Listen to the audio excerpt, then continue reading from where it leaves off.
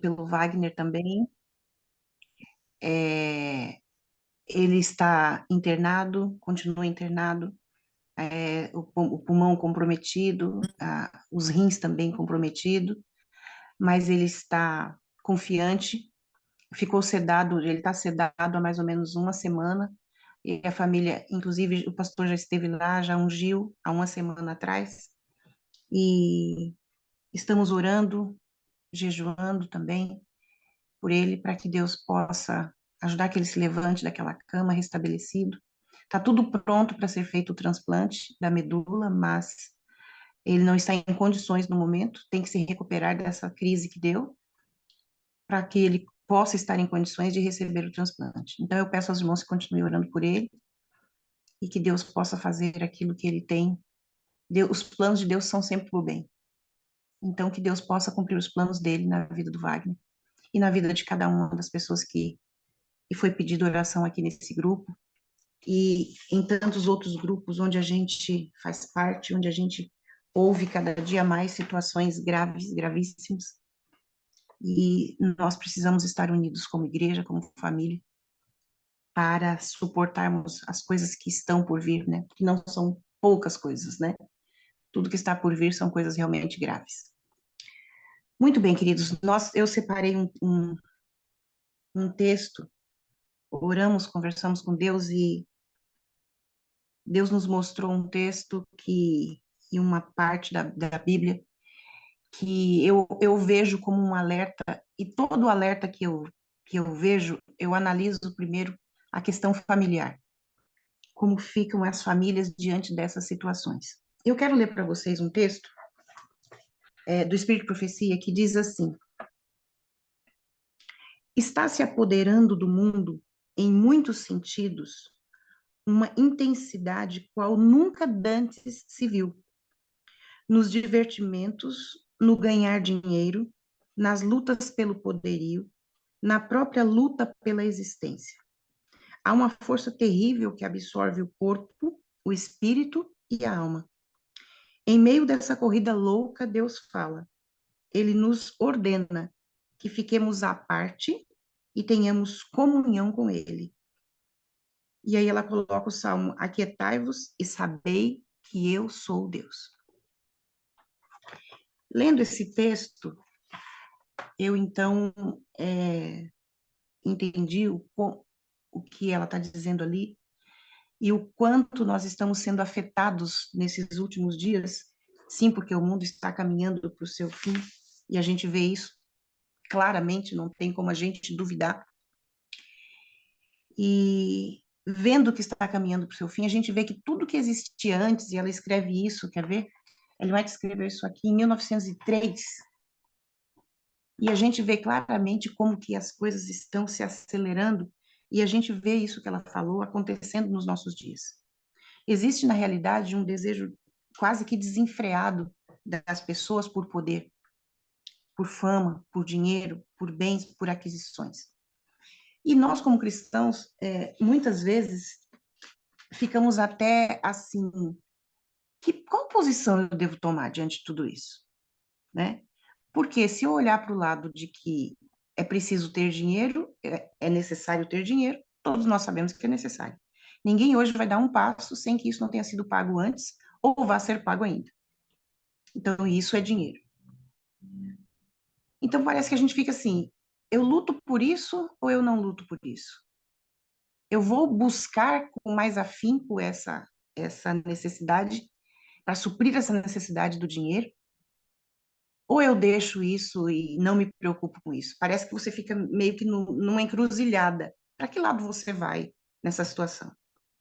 Mas ela coloca aqui uma situação em que existe uma força, e essa força parece que começa a dominar com mais poder nos últimos tempos, né?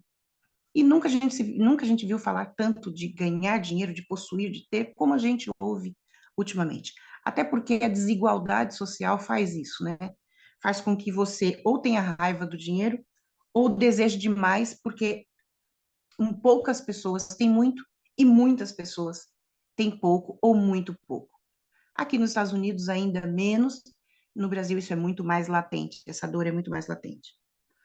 Mas lendo aquele texto, eu comecei então a avaliar um pouco a situação atual, as necessidades atuais, que são sim maiores no sentido em comparação com a época em que ela escreve.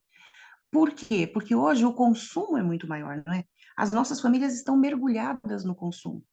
E eu vejo aqui, estando aqui, já estou aqui desde dezembro, comecinho de dezembro, e não essa vez, mas todas as vezes em que eu fico aqui com os meus filhos, e eu vejo como as pessoas consomem, e eles falam para nós, né? Eles contam para nós, falam, mãe, tudo aqui se compra muito rápido, muito fácil, e em quantidade. Então, tirou, já não precisa mais, já tem outro, já compra outro, já gasta, já vai atrás de outro. E assim vai sucessivamente em roupa, sapato, comida e tudo, tudo. E os bens de consumo, tanto os baratos quanto os mais caros. E aí me veio na mente, então, a situação do jovem rico, e eu quero lembrar aqui para nós nessa manhã o que aconteceu com ele.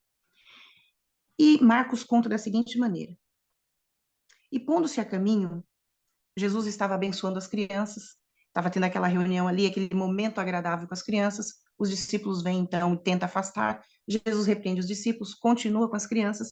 Nesse meio tempo, então, chega o jovem rico e diz para ele o seguinte: é, correu para ele um homem, o qual se ajoelhou diante dele e lhe perguntou: Bom mestre, que farei para herdar a vida eterna? Nesse verso, a gente já vê aqui que é uma pessoa, e o Espírito de Profecia confirma o que eu vou falar, a gente vê que é uma pessoa que estava acostumado a fazer coisas para obter outras. Então, ele vinha nesse ritmo.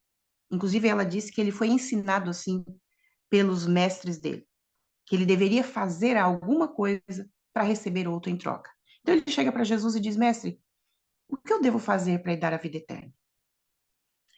E também, na segunda situação, como era um homem muito rico, muito abastado, é muito mais fácil para uma pessoa que tem muitos recursos dizer, peraí, o que que eu faço para conseguir tal coisa? Quanto eu tenho que pagar? E Jesus lhe disse, por que me chamas bom? Ninguém há bom senão um que é Deus. E aí Jesus diz, aí Jesus começa a conversar com ele, percebam que Jesus não deixa de falar para ele aquilo que Jesus sabia dele. E Jesus diz, tu sabes os mandamentos, não adulterarás, não matarás, não furtarás, não dirás falso testemunho, não defraudarás alguém, honra o teu pai e a tua mãe. Ele, porém, respondendo, lhe disse: Mestre, tudo isso tenho guardado desde a minha mocidade. E Jesus, olhando para ele, o amou, ou seja, falou com ele com carinho, com respeito. E lhe disse: Falta-te uma coisa. Vai, vende tudo quanto tens e dá-o aos pobres, e terás um tesouro no céu. E vem, toma a cruz e segue-me. Mas ele, pesaroso desta palavra, retirou-se triste, porque possuía muitas propriedades. E aí a gente vê aqui um homem que lá no período de Jesus, chega para Jesus e diz, mestre, o que eu devo fazer para herdar a vida eterna? Percebe-se que ele estava vivendo um conflito. Ele estava vivendo um conflito ali de estar no mundo, desfrutando do mundo, mas preocupado, e aí a minha vida eterna, como é que vai ficar? Será que tem mais alguma coisa que eu possa fazer para herdar a vida eterna? E, pelo que a gente vê do relato, ele queria fazer alguma coisa em que ele pudesse custear, em que para ele não fosse uma coisa do outro mundo pagar. Mas Jesus disse para ele: Olha, faça isso, isso e isso. Ele falou: Mestre, se for por isso aí, tá tudo tranquilo, tá tudo em paz comigo. E aí ele cita então, Jesus cita então os mandamentos: não adulterarás, não matarás. Jesus vai citando os mandamentos que diz respeito ao próximo. E ele começa ali, né? Não furtarás, não dirás falso testemunho, não defraudarás ninguém. Jesus começa a falar de todos os mandamentos da segunda tábua da lei, em que ele então se refere, os mandamentos se referem no cuidado, no trato que a gente deve ter com o próximo. E aí ele diz: tudo isso eu já fiz. Aí Jesus então diz: então agora você vai, pega os seus bens, você quer mesmo isso? Tem certeza? Então vende tudo que você tem e dá para os pobres. Esse ponto já não era mais amor ao próximo que Jesus estava tocando ali. Jesus estava tocando num ponto em que se refere ao tipo de Deus que aquele homem tinha. Que Deus é que você, qual é o Deus que você serve? E aí aquele homem então fica triste de falar, não posso abrir mão desse Deus, porque o meu Deus é o dinheiro. O meu Deus é o dinheiro. É a ele que eu sirvo, é ele quem comanda a minha vida, é ele quem dá as regras. E a gente vê isso quando ele sai triste, sem dar a Jesus a resposta que Jesus, lógico, Jesus já sabia, mas que Jesus queria que ele desse, que era, então tudo bem, eu vendo tudo e dou aos pobres. Esse rapaz pratica então o pecado da avareza, ele pratica o pecado do egoísmo, ele pratica o pecado da idolatria, porque avareza, amor ao dinheiro, tudo isso é idolatria. Aí a coisa ficou séria, né? Porque não era só uma pessoa ter dinheiro, mas ele agora estava rejeitando o Deus Criador em função do Deus dinheiro que ele tinha. E na sequência da história do jovem rico, que eu parei ali no Vem e Segue-me, mas ele pesaroso saiu porque tinha muitas propriedades. Aí vem Jesus na continuação de Lucas 10, versículo 23, diz o seguinte, perdão, é 23. Então Jesus, olhando em redor, disse aos seus discípulos, quão dificilmente entrarão no reino de Deus os que têm riquezas. E é nesse ponto que o crente se torna, então, uma pessoa assustada, temerosa. Peraí, mas se é difícil, então, o que eu vou fazer? Então a pessoa fica entre a luta por ter e a luta por não ter. Muito embora, lembre-se do primeiro texto. Cada dia que passa, mais parece que uma força maior vem meio que tomando conta das pessoas, e essa força, em parte, podemos dizer que é o consumismo. Isso vai fazendo com que as pessoas busquem ainda mais e mais por dinheiro. E aí ele diz assim: é, e os discípulos se admiraram destas palavras, mas Jesus, tornando a falar, disse-lhes: Filhos, quão difícil é para os que confiam nas riquezas entrar no reino de Deus. É mais fácil passar um camelo pelo fundo de uma agulha do que entrar um rico no reino de Deus. E eles se admiraram ainda mais, dizendo entre si: Quem poderá, pois, salvar-se? Percebam que os discípulos imediatamente falam: Gente, e agora? Vai ser complicada essa situação, porque rico é o que mais tem, né? As pessoas estão todas. O pobre, a pessoa pobre tem uma visão de que tem muito rico, e o rico tem uma visão de que tem muito pobre, né? E aí, então, eles falam, mas quem então vai poder se salvar? Porque tem muita gente rica por aí. E percebam que Jesus toca no exato ponto da situação do jovem, que acabara de sair triste. E ele disse assim: Olha, quem tem o amor ao dinheiro, quem tem o coração no dinheiro, vai ser difícil entrar. Os que confiam nas riquezas, vai ser difícil para estes entrar no reino. E aí Jesus, porém, olhando para eles, após a indagação dos discípulos, né? Quem poderá, pois, salvar-se? Quem poderá, pois, salvar-se? Porque todos querem ser ricos, né? Vamos dizer assim. Muitas pessoas têm receio do dinheiro, têm medo do dinheiro, mas querem ter dinheiro, precisam ter dinheiro. Por mais que digam, não, eu não quero. Até porque todos ou estão numa família ou querem constituir uma família. E como constituir uma família sem dinheiro? Como vocês sabem, nós trabalhamos com solteiros, né? E ontem estávamos numa reunião via Zoom também com vários homens solteiros que estão se candidatando a participar do próximo encontro. E a gente já estava fazendo uma reunião ali, meio que preparando esses homens, né? Tirando dúvidas deles e etc. E a primeira coisa que eles querem saber é o que as mulheres estão querendo hoje em dia. E o que uma mulher quer? Uma mulher quer segurança, né? Todos nós sabemos disso. Ela quer ter a segurança de que o homem vá suprir, e o homem Segundo o coração de Deus, é um homem que supre realmente, é um provedor. E a grande preocupação é, e aí, como é que faz? Eu preciso ter quanto? Eu preciso amealhar quanto, né? Vamos dizer assim, para poder me casar. E agora nós queremos ter um filho. Quanto eu tenho que ter para ter um filho? E existe até já uma soma em que deixa os pais conscientes de quanto eles vão gastar com o filho até formar esse filho na faculdade. E pensando nisso, muitas pessoas, então, preferem ter animais. É mais barato.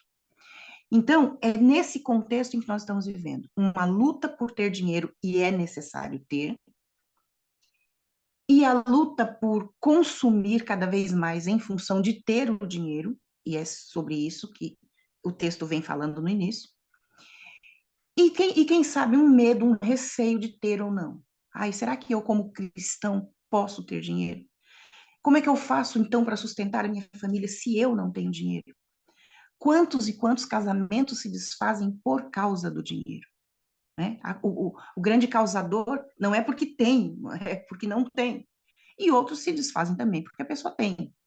Mas o que existe de fato e de verdade no coração? Porque Jesus diz o seguinte: é mais fácil passar um camelo pelo fundo de uma agulha do que entrar um rico no reino de Deus. Os discípulos se admiram, você se admira, eu me admiro, todo mundo se admira.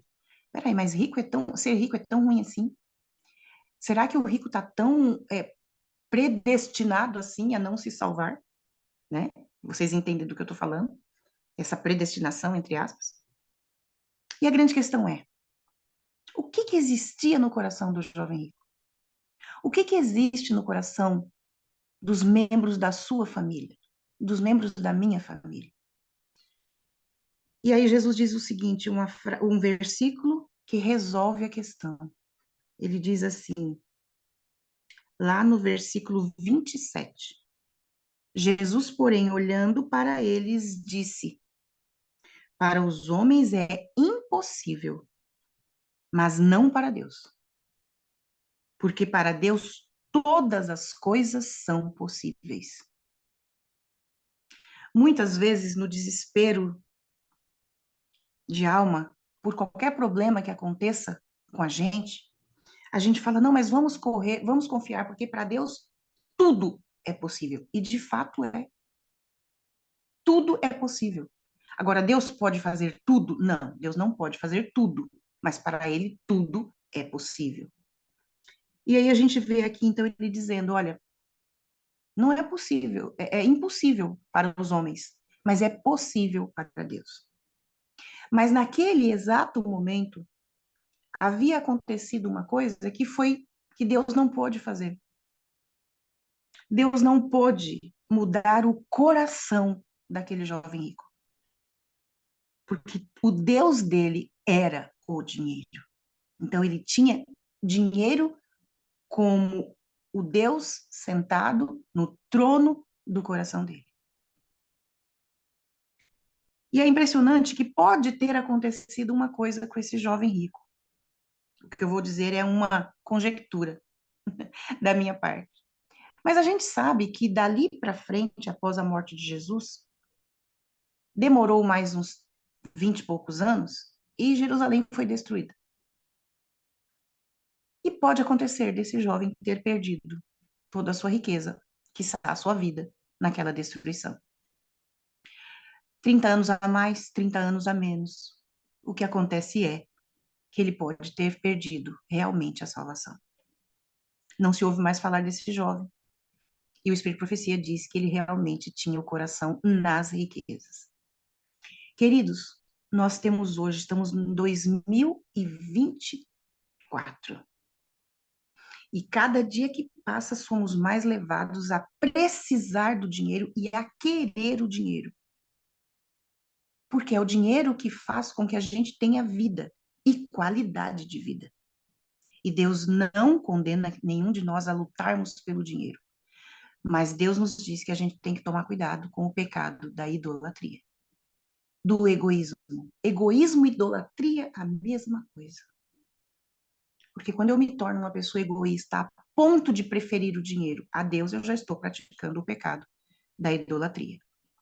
E o que o egoísmo está fazendo no coração das famílias? Existem pessoas abandonando filhos por causa do dinheiro. Aí você falou, o problema é o dinheiro. Não, o problema é o egoísmo. O problema é o Deus que está no coração dessa pessoa e que se revela através do dinheiro, que se revela através do poder, que se revela através da fama. E aqui no texto, como eu disse para vocês, no início, e se revela também através dos tantos e tantos divertimentos que existem hoje em dia. Quantos divertimentos impróprios existem para nós cristãos? Mas as pessoas que têm acesso a tudo isso têm muita facilidade em errar nesse ponto. Poder, dinheiro, fama. E o outro lado, muitas vezes, é uma pessoa que não tem recurso, mas ela cai nos mesmos pecados. Porque uns pecam porque têm demais e outros pecam porque não têm. E não ter se torna, então, o empecilho, porque o coração está no dinheiro. O Deus é o dinheiro, mesmo a pessoa não tendo, muitas vezes, nenhuma conta bancária. Então, o problema, o dinheiro pode ser um problema porque tem muito e para aquele que não tem nada. Porque onde está o seu coração, isso é que vai determinar como nós somos e como nós agimos. Eu conheço histórias e histórias de pais que não pagam para os filhos nada, porque os filhos têm que ter, mas o dinheiro está cheio, o banco está cheio de dinheiro. Nós conhecemos pais em todo o Nordeste do Brasil, em várias partes do Nordeste do Brasil, que vendem as filhas pequenas por causa de dinheiro. Então, existem famílias inteiras separadas que se separaram por causa de dinheiro, por causa de posição, por causa de fama. Então, onde está o seu tesouro, ali está o seu coração. E quantas vezes nós estamos, talvez, permitindo que tudo isso se torne para nós o amor da nossa vida, né? O dinheiro, o poder de aquisição. Muitas vezes abrimos mão até de coisas mais importantes na vida para nos apegarmos a um dinheiro que hoje você tem e amanhã você não está mais aí para desfrutar. Então, a Bíblia diz, a gente precisa tomar cuidado aonde a gente coloca o nosso coração. Cuidado para não colocar no dinheiro, porque ele derrete facilmente. Ele derrete facilmente. Constantemente você vê os anúncios de que os homens mais ricos do mundo perderam bilhões, milhões e milhões numa semana, perderam milhões, bilhões numa transação. E é um número que você fala assim, eu não sei que número é esse, né? Eu não sei que número é esse. Eu não tenho noção disso. Não é fácil ser rico, mas também não é fácil ser pobre, né? Não é fácil você estar num extremo e nem no outro. O ideal é um equilíbrio. Mas eu tenho certeza de uma coisa. Deus quer que nós, como indivíduo e como família, trabalhemos sim pelo nosso sustento, porque Ele mesmo disse: do suor do teu rosto, infelizmente, por conta do pecado, do suor do teu rosto comerás o teu pão. Não sabemos como seria sem o pecado, não é? Mas a gente não ia suar para ganhar o sustento. E agora, nessa situação em que a gente vive, você sua muito e para poder ganhar o sustento. Mas o problema não está em você ter o dinheiro. Você pode ter muito e você pode não ter nada. O problema está em quem está ocupando o seu coração. A passagem bíblica deixa tudo muito claro. Quem você ama e quem você serve de verdade. E aí eu volto novamente para uma orientação também do Espírito de Profecia, em que Ellen White diz o seguinte: nós devemos nos comprometer em sermos generosos ao doar. Existe um antídoto contra o egoísmo. E é isso que eu quero deixar com vocês e comigo. Existe um antídoto contra o egoísmo. E o antídoto é ser generoso. Ou seja, é dar, é doar, é entregar. E Deus nos dá essa oportunidade quando Ele nos pede que devolvamos os dízimos e as ofertas. Isso, se você parar para pensar bem, isso é uma oportunidade e é também um teste. Então, muitas pessoas se privam disso porque acham que não deve dar por N motivos, eu não vou entrar nesse pormenor. Mas o que existe no coração de fato e de verdade de quem está se negando é o Deus que está lá dentro. O Deus que está lá dentro está dizendo: não dá, não. Deus aqui sou eu, então você fica quietinho e não doa. E aí a pessoa encontra esses argumentos todos para não doar. Mas, infelizmente, essas pessoas já estão vivendo dentro do egoísmo. Então, Ellen White diz o seguinte: faça planos de doar, doe generosamente cada vez mais. E a Bíblia diz: Deus ama quem dá com alegria. Então, como é que eu consigo fazer isso, Sueli, para eu deixar de ser avarento, para eu deixar de ser idólatra, para eu deixar de ser egoísta? Começando a doar. Então, você começa por onde? Vamos no conselho de Cristo. Primeiro você entrega a Deus o que é de Deus, você se abastece e você abençoa quem está do seu lado. Então, a sua família vem logo abaixo das entregas que você faz para a obra para Deus. E aqui, lógico, retratado, vem a obra de Deus, porque você não vai entregar para Deus diretamente, então você utiliza um veículo. Qual é o veículo? A igreja. Então você entrega e depois você começa a aumentar essa entrega, para que você se torne cada dia menos egoísta, menos avarento, menos idólatra. E a sua família possa desfrutar das bênçãos que Deus tem a você como chefe de família, você mulher como chefe de família. Tantas pessoas são. E aí você vai começar a ver a diferença que vai acontecer no seu coração, na sua mente. Aí começa então a transformação, começa então a mudança de um coração egoísta e avarento e idólatra para um coração generoso. Muitas pessoas costumam dizer o seguinte: o dia que eu tiver muito dinheiro, eu vou ajudar obras assistenciais, eu vou dar para os meus parentes menos favorecidos, eu vou comprar um terreno e vou doar para a igreja. E deixa eu dizer uma coisa para você: se o seu coração for egoísta, você não vai dar nunca. Porque o teste para saber se você é egoísta ou não mora nos 10%. Então, 10% para o rico é a mesma quantidade dos 10% do pobre. Deus é tão bom que fez uma matemática perfeita. Então, se você está dando 10%, você já está dando a sua parte. E aí você começa dando muito ou pouco? Você começa dando pouco, porque você está ganhando pouco, mas é o seu tudo.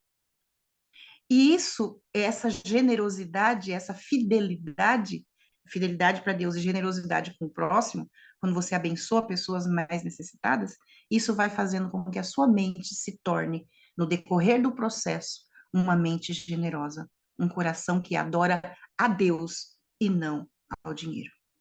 E aí, se você vai ficar rico ou não, eu vou ser sincera para você, uma coisa que vai depender do seu trabalho, da sua dedicação. Agora, o amor ao dinheiro depende do que você tem no coração. Então, que Deus nos abençoe, que Deus nos ajude a entender que dinheiro só serve para uma coisa, para a gente tomar decisão. Eu amo a Deus ou eu amo as riquezas? Eu amo a minha família e me entrego por ela, a ponto de ser um provedor. A esposa, eu amo a minha família a ponto de ajudar meu esposo nas contas do dia. Ou eu só ganho dinheiro para mim, somente para mim, para os meus prazeres, e o meu marido que pague tudo, o meu marido que banque tudo. Então, parece uma coisa simples, não parece? Mas não é. É egoísmo. Então, aonde está o seu tesouro, ali está o seu coração. E o que Deus quer é que o nosso coração seja totalmente dele. Mas calma, é um processo. E no processo, às vezes demora algum tempo. Mas se você for 1% melhor a cada dia, você vai chegar onde você vai ficar satisfeito com a sua vida, a sua obra e a sua dedicação a Deus. E sim, é necessário ficar satisfeito. É preciso ficar feliz com aquilo que você faz em seu favor e em favor das outras pessoas. Mas a cura disso está na mente, no coração, e começa a partir da minha decisão. Então, Deus é um Deus rico, maravilhoso. Deus criou um jardim para Adão e Eva que, gente, que lugar foi aquele? Para que morassem os seus filhos queridos. E é para um lugar como esse que Deus quer nos levar quando tudo isso aqui passar. Então, que Deus preserve o nosso coração, que Deus nos ajude a reconhecer em que momento estamos, para que a gente não precise sair triste e de cabeça baixa, mas que a gente possa dizer: Jesus, tudo que eu tenho te pertence e nas tuas mãos eu entrego. Que Deus nos abençoe, queridos. É o meu desejo por mim, pela minha família, pelos meus filhos e por cada um de nós que estamos aqui.